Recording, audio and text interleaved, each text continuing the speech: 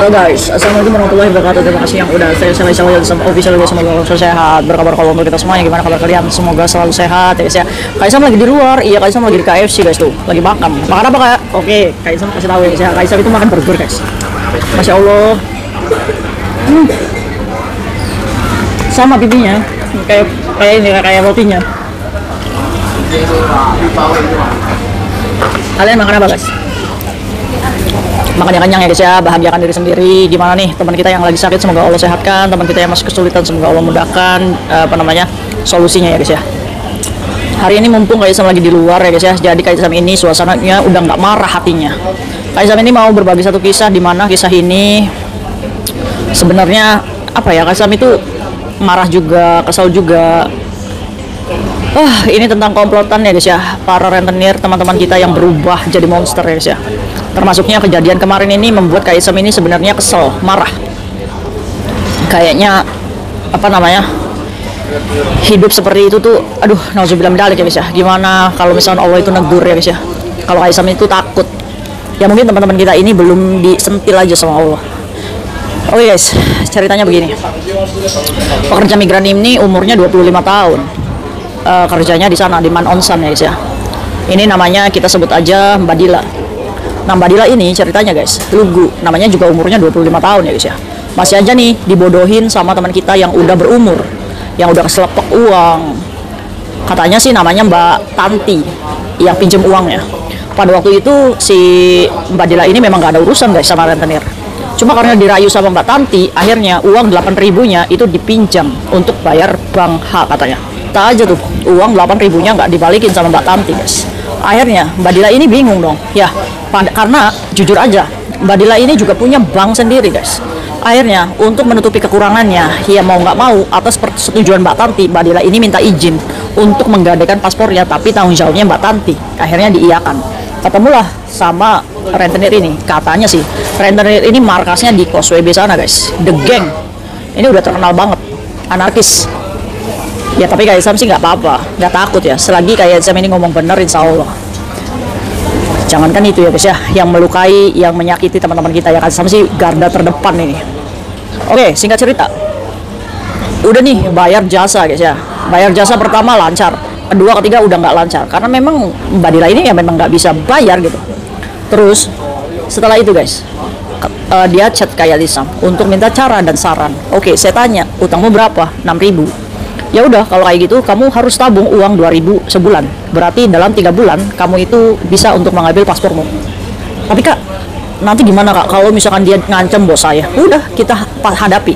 Karena memang cara itu guys, kalau kita udah nggak bisa gagal bayar semuanya, ya kita harus berani untuk menyetop bunga jasa. Karena apa? Ya karena kita kumpulin pokoknya gitu, supaya paspor kita ini bisa keambil.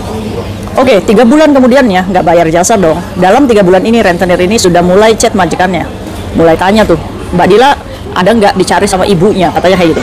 Akhirnya Mbak Dila ini mulai ketar-ketir. Alhamdulillahnya Mbak Dila ini di rumah cuma sama kakeknya aja, majikannya itu beda rumah guys. Singkat cerita nih, si Mbak Dila ini udah kumpul tuh duitnya 6.000. Akhirnya chatlah rentenir, karena mau nggak mau ya harus jujur kalau kita cuma punya uang segitu.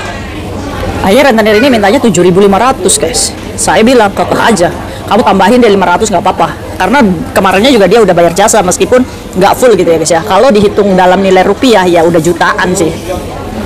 Akhirnya karena memang rentenirnya juga ini takut uangnya nggak kembali ya guys ya, akhirnya mengiyakan nih. Oke, kalau kayak gitu kamu ketemu sama saya di Causeway Bay. Akhirnya guys, karena memang paspornya Mbak Dila juga harus diperpanjang gitu ya, jadi yang Mbak Dila ini ya sekalian lah untuk memperpanjang paspor. Nah, kamu tau nggak, di setelah 3 bulan ini banyak ancaman, banyak tekanan, digoblokin, dipelacurin, ya pokoknya ditekan lah mentalnya guys. Memang kena banget ini mentalnya Mbak Dila ini. Tapi kayak Sam itu support, ayo kamu bisa, kamu bertahan, apapun ya guys ya. Kalaupun kamu harus di-interminate juga kamu harus ikhlas. Akhirnya tiba waktunya kemarin, dia ini ketemu sama gerombolan rentenir ini.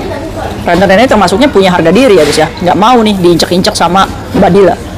Akhirnya rentenir ini menyuruh Mbak Dila untuk naik ke sebuah kos-kosan mereka ya guys ya, markas ya, kita sebut markas.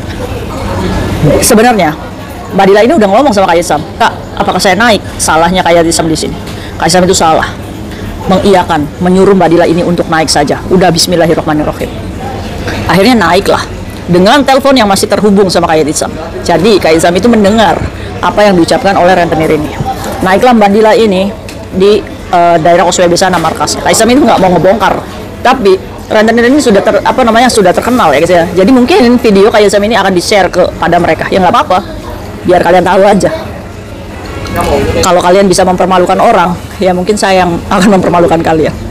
Kak Isam awas, hati-hati. Nanti Kak Isam itu dipukul, nggak apa-apa. Pipi Kak Isam itu guys, mendal sendiri nanti dia pukul Kak Isam. Semoga kita dilindungi aja guys ya. Allah Maha tahu niat baik Kak Isam itu untuk apa. Akhirnya si Mbak Dila ini naiklah ke markas tersebut. Kalian tahu nggak apa yang dilakukan rentenir tersebut?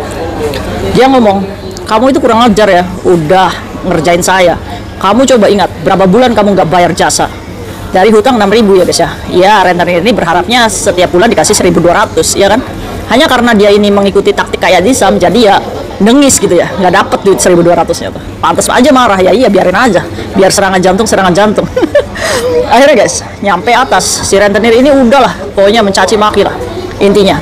Saya pada akhirnya nggak punya uang lagi mbak, saya cuma punya uang 6.500, nggak ada lagi uangnya.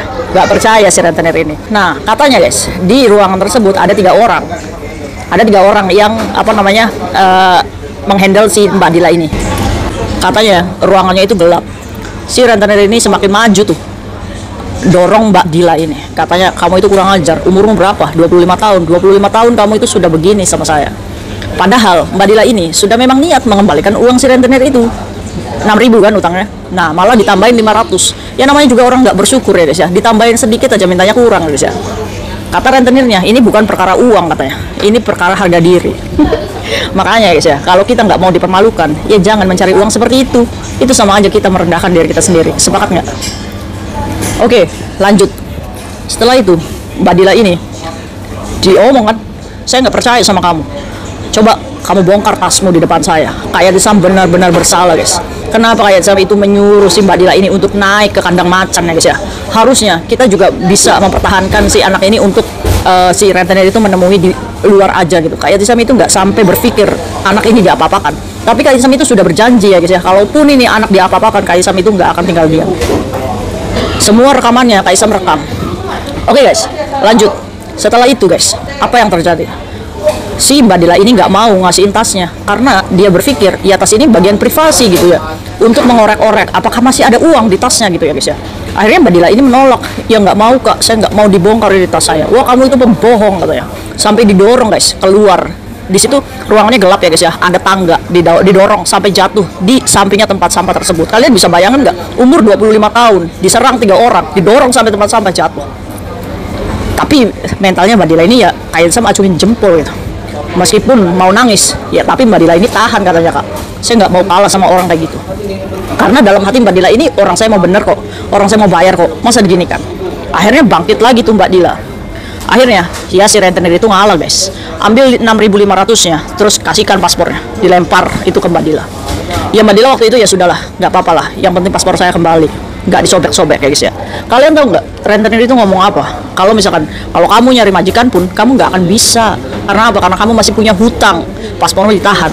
Kamu lari ke KJRI juga nggak mau KJRI itu membuatkan paspormu. Paling KJRI nanti nelpon saya. Ini adalah pembodohan ya yang dilakukan oleh rentenir untuk mengancam kita. Padahal kayak Sam ini menginformasikan kepada kalian, nih dengerin, yang terlibat rentenir, kalian nggak boleh takut. Apapun ancaman mereka itu hanya mengancam. Ingat, apakah mereka bersalah menahan dokumen kalian, apalagi sampai menyobek atau membuang? Itu adalah rentenir bersalah ya guys ya. Nah, kalaupun rentenir mengancam, ya udah kita kita selesaikan aja di KJRI. Kalian langsung iyakan saja. Jangan takut KJRI. KJRI itu adalah menengahi kalian guys. Kalau misalkan rentenir ini menyuruh untuk datang ke KJRI, nggak apa-apa. Tantangan itu kalian iyakan saja. Karena di KJRI adalah salah satu cara untuk menyelesaikan dengan nilai nominal hutang kalian sendiri. Rentenir itu nggak akan mungkin dapat bunga jasa kalau paspor kalian sudah nyampe di KJRI.